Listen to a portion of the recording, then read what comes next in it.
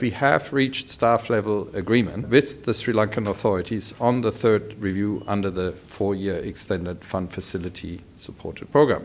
The agreement at the staff level is subject to the approval of IMF management and the IMF Executive Board. Completion of the review by the IMF Executive Board requires the implementation by the authorities of prior actions, including the submission of a 2025 budget consistent with program objectives. And it also requires confirming that the program remains adequately financed. Upon completion of the Executive Board review, Sri Lanka would have access to about $330 million. This would bring IMF financial support disbursed under the arrangement to a total of about $1.3 billion.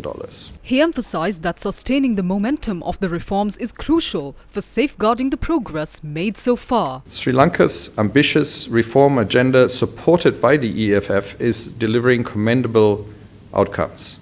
Progress with respect to the reform agenda under the EFF. I would like to point out that program performance has been strong. The new government's commitment to the program objectives has enhanced confidence and ensures policy continuity. Sustaining the reform momentum is critical to safeguarding the hard-won gains of the program. It is also critical to put the economy on a path towards lasting recovery and stable and inclusive growth. Since the crisis has affected Sri Lanka's entire population, it will be important to ensure that the benefits from the economic growth are shared appropriately across the population. Now, let me emphasize here that the government has an important responsibility to protect the poor and vulnerable at this difficult time. It is important to redouble efforts to meet the program's minimum spending target on social spending and to improve targeting, adequacy, and coverage of social safety nets, particularly Aswisuma. The senior IMF mission chief for Sri Lanka also commented on Sri Lanka's debt restructuring process. Sri Lanka's recent agreement in principle with bondholders is an important milestone. It puts Sri Lanka's debt on a path towards sustainability. The critical next steps are to complete the commercial debt restructuring, finalize bilateral agreements with official creditors, along the lines of the accord with the Official Creditor Committee, and implement the terms of the other agreements. This will help restore Sri Lanka's debt sustainability. The IMF has emphasized the need for structural reforms when it comes to public sector management, state-owned enterprises, and tax collection.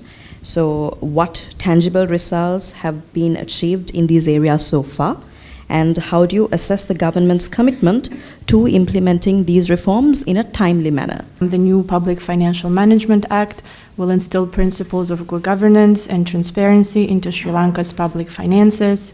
Cost recovery energy pricing is an important pillar of the IMF-supported program to reduce the fiscal risks from state-owned enterprises, to make sure that they're no longer a burden on the public finances and taxpayer.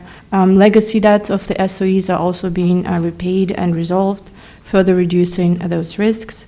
There's been significant effort to improve tax collection and improve governance in the various tax collecting agencies. So overall, we see a clear commitment from the government to the structural reform agenda and improving governance and accountability in the public financial management. The senior IMF mission chief for Sri Lanka also commented on efforts to lift vehicle import restrictions. The previous government said that vehicle import restrictions will be lifted by February 2025.